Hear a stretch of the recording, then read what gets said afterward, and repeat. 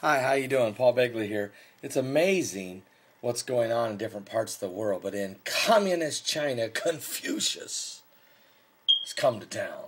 That's right, Confucius. You know, because under the communist regime, communist China, it's all about their leaders, their founders, their communist Mao. They worship him like a god. They're not allowed to have any faith. There's no Christianity. There's no faith. It's just the state. It's communist red China, the dragon. But let me read to you, because a brand new statue, a bronze, a large mammoth sculpture of Confucius was brought to Tiananmen Square.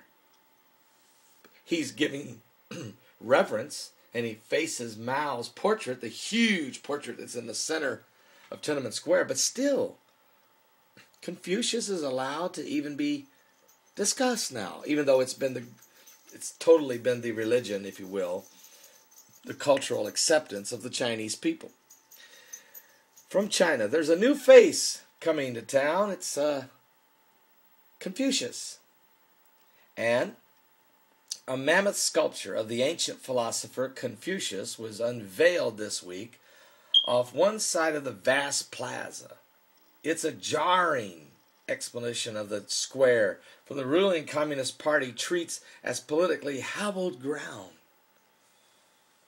This mausoleum holding revolutionary leader Mao body sits in the middle, and his giant portrait hangs on one end.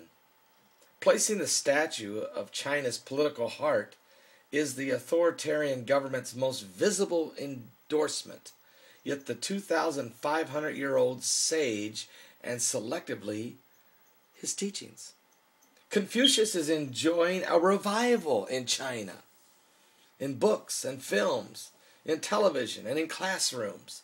His message of harmonious social order and deference to authority is unthreatening to the Communist Party, while his emphasis on ethics resonates among Chinese, coping with the fast-paced social change on the back of the torrent economic growth. In other words, let me put it to you this way. Faced with being slaves to the state, forced to work 14 hours, 16 hours a day for hardly any money,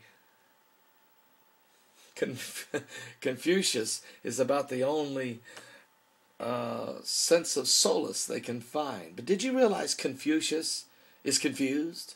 Did you know this is once again Satan's device, a demon spirit coming from an ancient philosopher? Knew, and it was known, that Lucifer knew that one day as communism would rise in the world, that this strange little Confucius philosopher, in his message of peace, harmonious, and allow the abuse and the oppression of a communist regime, he's non-threatening, so he gets to stay.